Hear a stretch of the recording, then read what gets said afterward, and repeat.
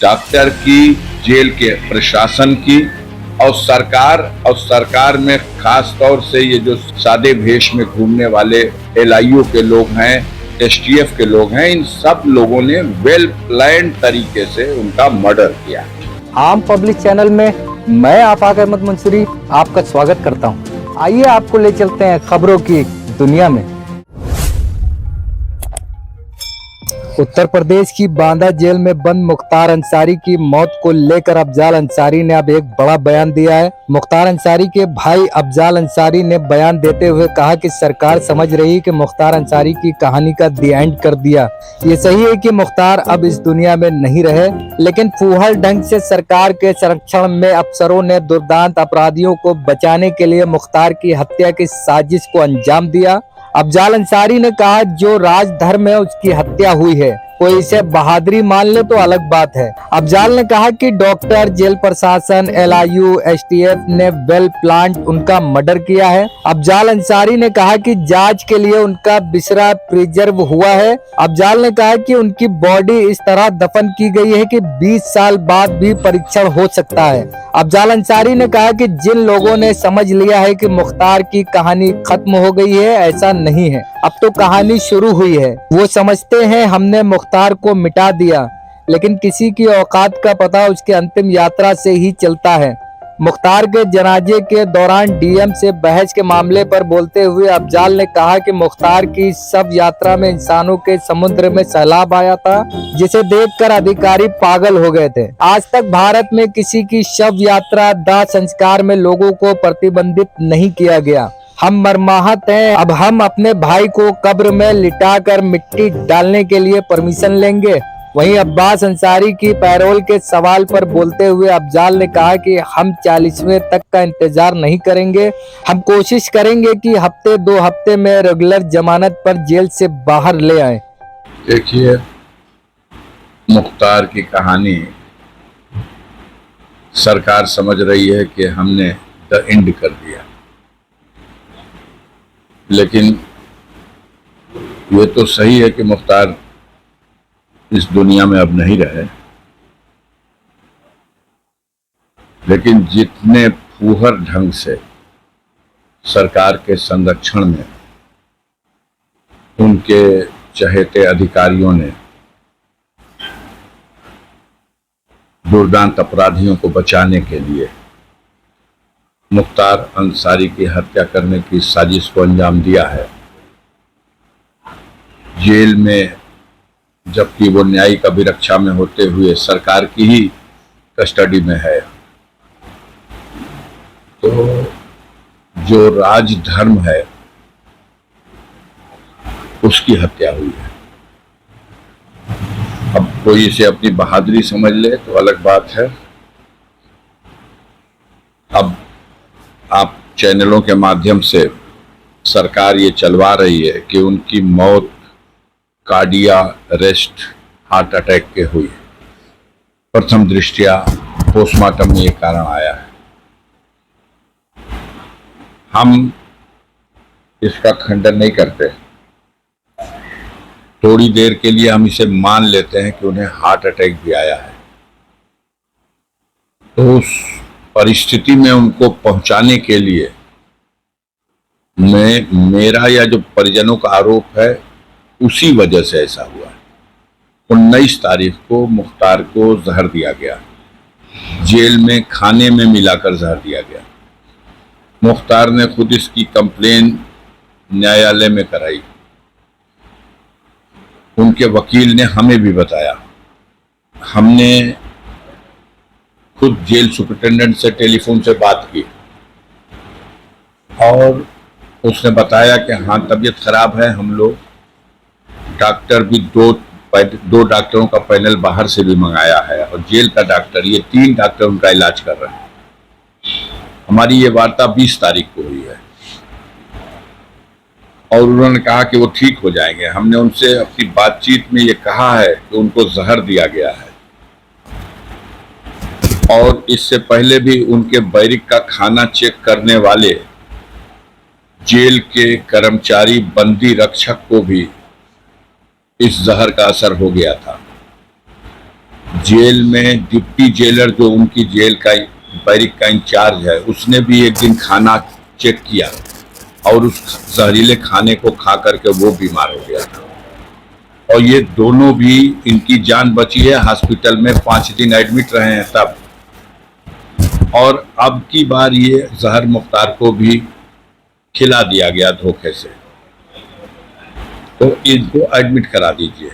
उसने कहा नहीं, ये ठीक हो जाएंगे, हम इलाज करा रहे हैं। उन लोगों को जो आप बता रहे हैं, सही बात है, तबीयत उनकी ख़राब हुई थी, हमने एडमिट कराया था, लेकिन उसमें अलग अलग भिन्न भिन्न रिपोर्ट आई। एक में आया पॉइजन का, लेकिन दूसरे में आया कि गैस थी, तीसरे में कुछ और आया। तो खैर उनकी बात अलग है, इनका हम इलाज करा रहे हैं।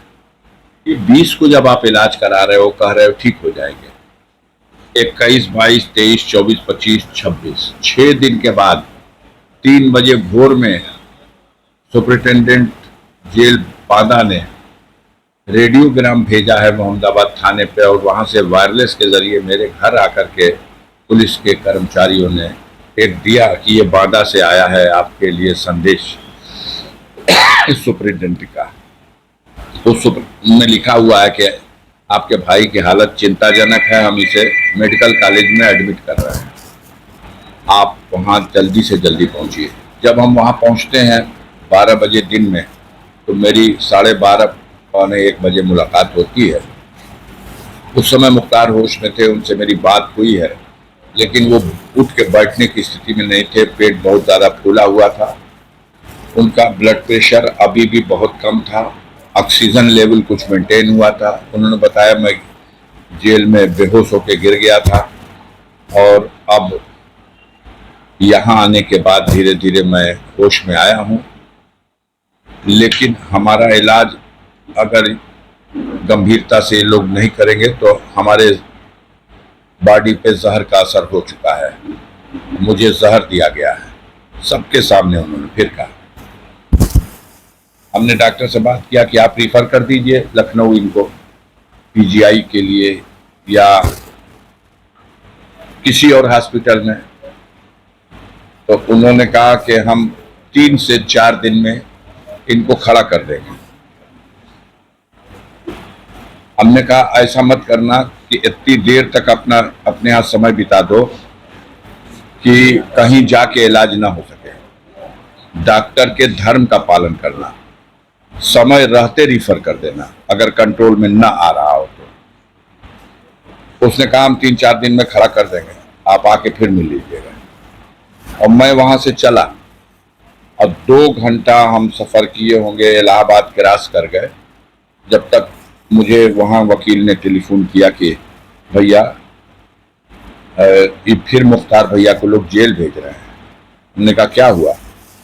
तो सारे डॉक्टरों से लिखवाया गया है, कुछ सादे लिबास में अधिकारी आए हैं और सबसे लिखवा लिया है कि मुख्तार फिट है, मेडिकली फिट है, इन्हें स्वास्थ्य की लाभ की कोई आवश्यकता नहीं है, इनके शरीर में फिलहाल कोई रोग नहीं है, फिट।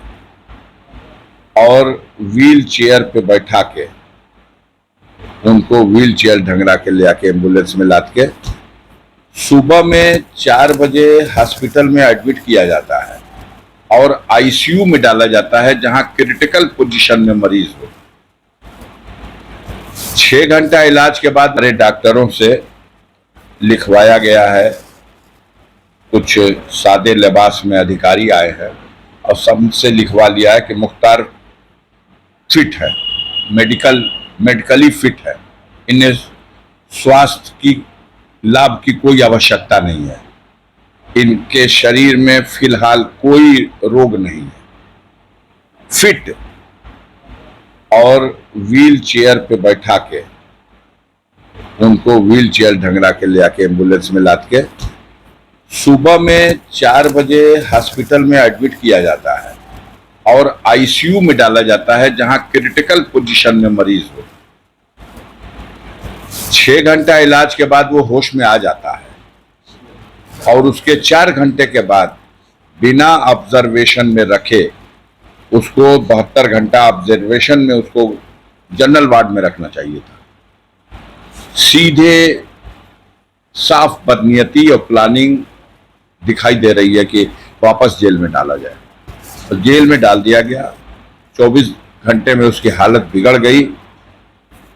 जिस दिन मौत हुई है उस दिन उन्होंने शाम को 3-3:30 बजे टेलीफोन से वार्ता किया है अपनी बहू से, अपने बेटे से। तो उसकी बहू ने, उसके बेटे ने उनसे जब बात किया है, वो वीडियो वायरल हो रहा है, देखिए उसमें वो बोल नहीं पा रहे हैं। वो कह रहे हैं कि मतलब हम पर जहर का असर हो चुका है और हमारी बॉडी हमारा साथ नहीं दे रही है, हम बेहोश हो जा रहे हैं, हम खड़े नहीं हो सकते, हम बैठ नहीं सकते।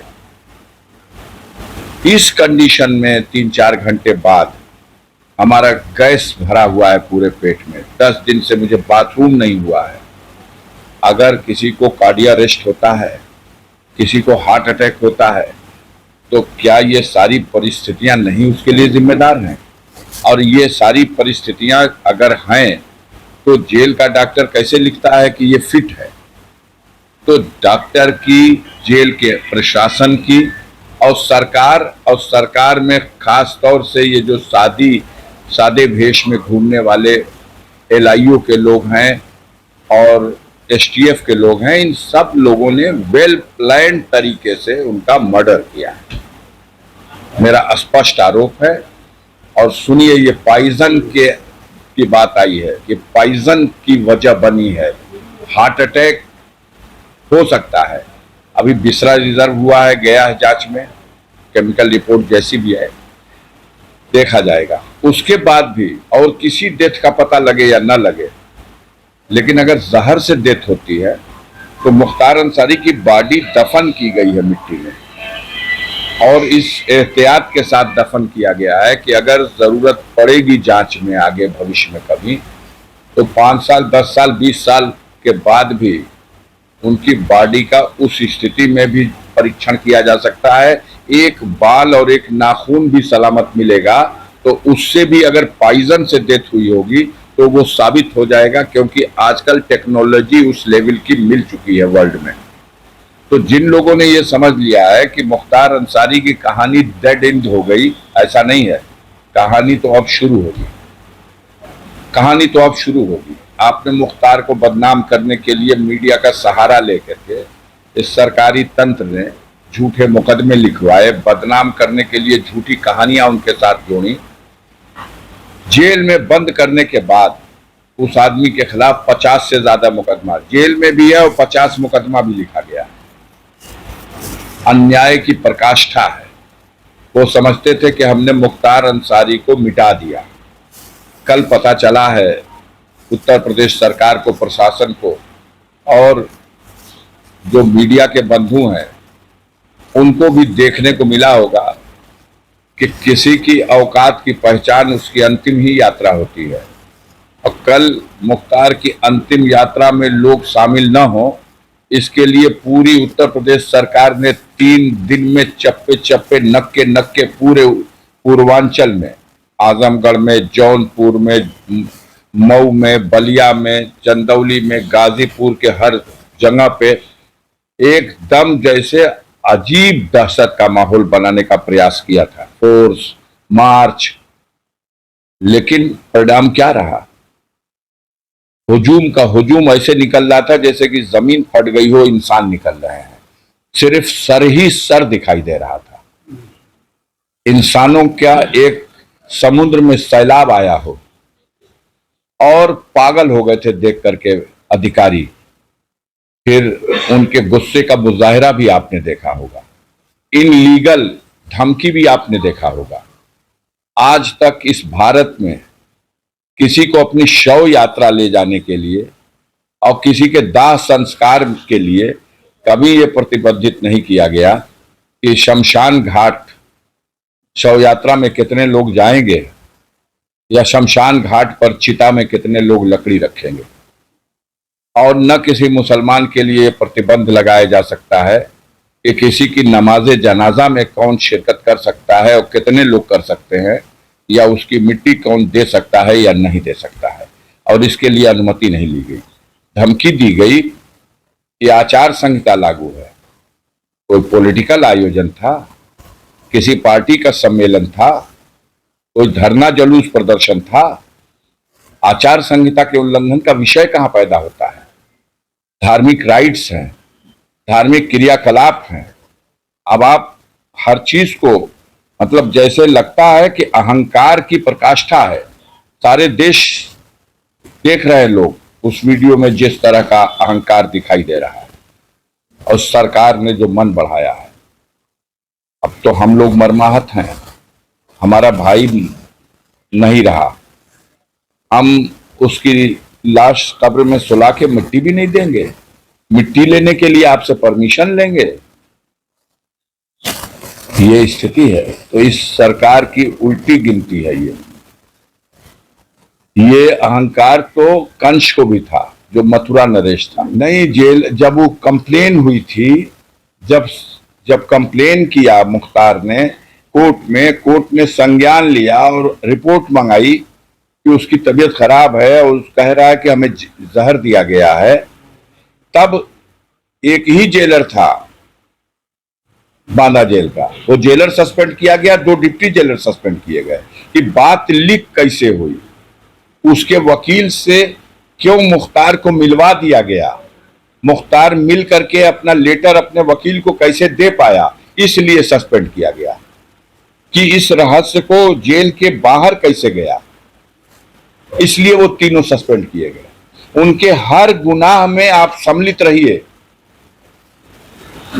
और एक जगह कहीं आपसे गलती हुई, सर आपका भी काट देंगे और आप ही से गुनाह भी कराएंगे। ये नीति है। अंतिम शव यात्रा के दिन उनके बड़े बेटे अब्बास अंसारी नहीं शामिल। दुर्भाग्य है सबके लिए, देश में कानून और व्यवस्था है।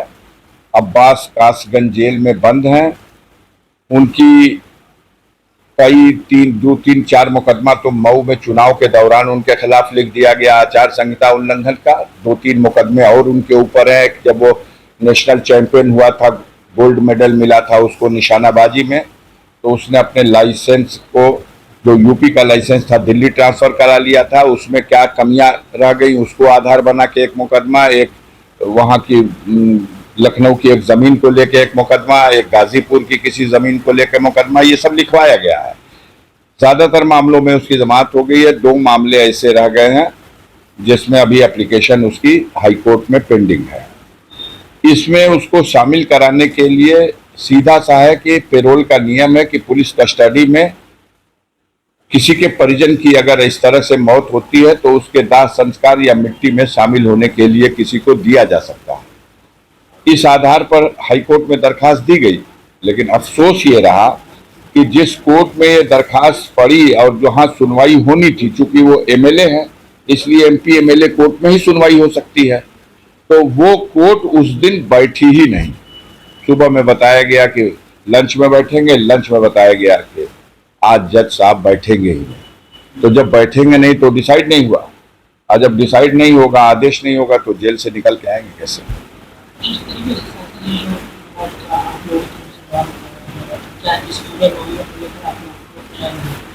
नहीं, ये तो हमारी लीगल टीम इस पे विचार कर रही है। सुप्रीम कोर्ट में एक मैटर ऑलरेडी मुख्तार अंसारी के बेटे उमर ने कर रखा है कि मेरे पिता को यूपी की जेल से किसी दूसरी जेल में शिफ्ट कर दिया जाए। और पहले भी सुप्रीम कोर्ट ने जब पंजाब की रोपड़ जेल से भेजा था मुख्तार को यूपी की जेल में, तो उस वक्त ये डायरेक्शन दिया था कि इसके स्वास्थ्य संबंधी इलाज पर गंभीरता पूर्वक जेल सुपरिटेंडेंट को जिम्मेदारी निभानी है और आवश्यकता पड़े तो कहीं भी भेज के इलाज कराना है। तो वो जेल स्टैंड कर रहा सुप्रीम कोर्ट का आर्डर। नया आर्डर जब ये हुआ तो इन्होंने स्टेट को नोटिस की, सुप्रीम कोर्ट ने। स्टेट ने बेअरल्फी दी कि मुख्तार की यूपी के जेल में बहुत ही अच्छी सुरक्षा की व्यवस्था है। क्या क्या व्यवस्था है पूरा विवरण लिख करके दिया।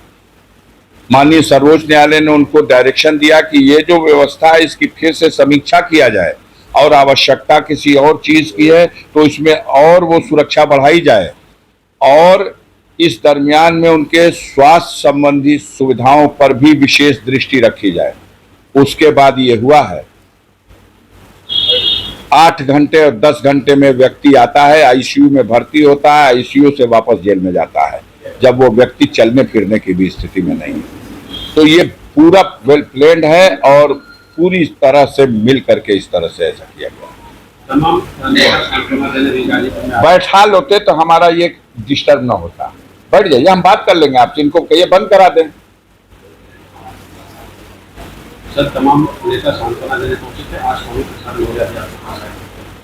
स्वाभाविक है, स्वामी प्रसाद मौर्य उत्तर प्रदेश विधानसभा के सदस्य रहे हैं, उत्तर प्रदेश विधानसभा में मंत्री रहे हैं। मुख्तार अंसारी उत्तर प्रदेश विधानसभा में 1996 से लेके 2022 तक विधायक रहे हैं। 25 सालों तक वो लाखों जनता का प्रतिनिधित्व करते रहे हैं। तो उनके एक सदन के सदस्य इतनी लंबी अवधि तक और बहुत दिनों तक उसी पार्टी में जिसमें स्वामी प्रसाद मौर्य थे उसी में मुख्तार अंसारी भी रहे हैं। तो एक ऐसी दुखद घटना है, आम लोग विचलित हैं और उसी कड़ी में स्वामी प्रसाद मौर्य भी अपनी संवेदना व्यक्त करने के लिए आए थे। 40वां कार्यक्रम का क्या स्पीच संसारी तीनों जाएंगे? देखिए, कोशिश की जाएगी, अभी से कुछ नहीं कर सकते। हम 40 दिन का इंतजार नहीं करेंगे। हम तो चाहेंगे कि हफ्ते 2 हफ्ते के अंदर हम जमानत, रेगुलर जमानत पर भी उसको निकालने की कोशिश करेंगे। अगर आपने हमारे चैनल को सब्सक्राइब नहीं किया है तो आम पब्लिक चैनल को सब्सक्राइब कीजिए और हाँ, बेल आइकन जरूर दबाइए।